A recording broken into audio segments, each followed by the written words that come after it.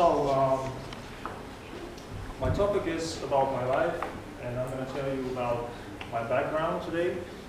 And this is my first speech, Icebreaker session speech. And I'm going to be breaking ice. I don't know if you can see it, there is ice between us, so let's break it. So it's going to take a few seconds only. Hello, I'm Miras, I'm 31 years old, I'm born and raised in Almaty. Done. Ice is breaking. I'm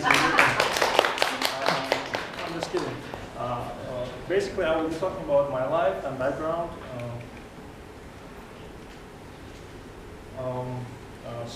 I divide my life into two stages.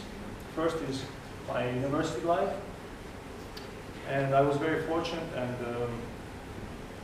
God gave me opportunity, my parents gave me opportunity to study abroad, and Malaysia is where I did my bachelor degree in computer science.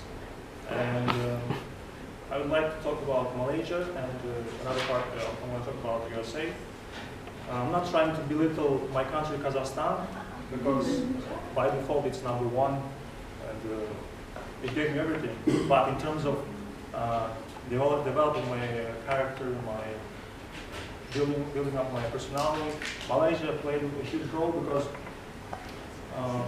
it's a multicultural environment, international friends, different accents, you can read on yourself. The idea is it's a multicultural environment where you're exposed to different people all around the world.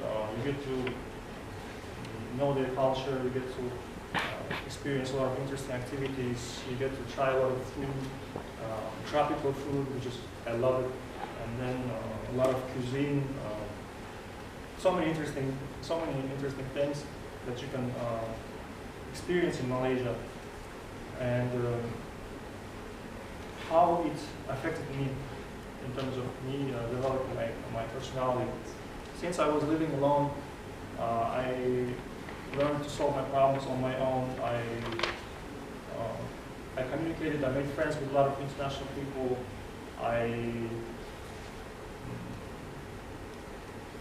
It broadened my perception of the world, my view as a general, because you get to mix with a lot of international people, and basically it made me a cosmopolitan person.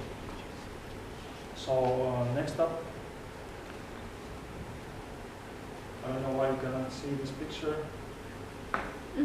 There is a picture, there might be a picture here. There should be a picture of chocolate bounty. We all know chocolate bounty, right? Yeah. That's image. Yeah, and in Malaysia, you can find Malaysian islands like this, like just like in the picture of bounty chocolate, just like in the cover picture. So for that sake, I just highly suggest you guys try to visit Malaysia and see those amazing places for yourself.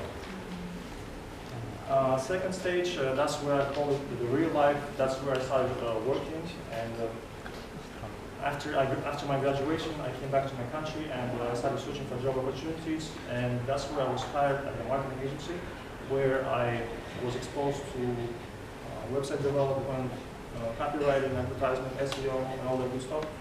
I was working as a project manager and a sales manager. I really enjoyed the process, and I was selling service to the clients. And another turning point was my travel to the USA. It was my dream come true because I've always dreamt of visiting USA. And when I was here, this is the Times Square, I was like, yay, I made it to the United States, this is New York, as you can know. So, United States is a great place as well, but it's not that glittery and that shiny, that sweet spot, because in the United States you have to work really hard, you have to sacrifice your time, your energy, your health, and you have to work every day. So I pushed my boundaries, I tested my limits, and I made a few bucks for a living, but it changed my perception of the United States totally, because it's not as it's portrayed in the media. So one phrase that I learned from the United States that stuck in my mind was this one. I'm pretty sure you all know this. You might know, you might not know, but except the native speakers, do you guys know what this means? Mm-hmm. Yes. Have a good one. Yeah. like have a nice day. Yeah, right. But at that time, I didn't know the meaning because I was like confused. Have a good one. What is it? I was shopping at the Walmart, and after I paid, the cashier told me, "Have a good one." I'm like, "Thank you." But so it means it's an informal way of saying, have an enjoyable day. Yeah. So to sum up, I think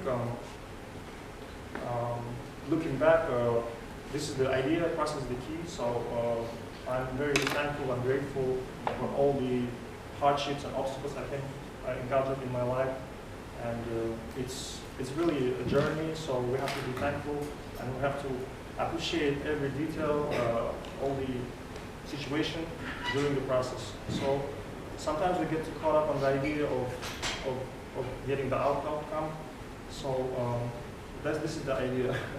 So as the Americans say, have a good one.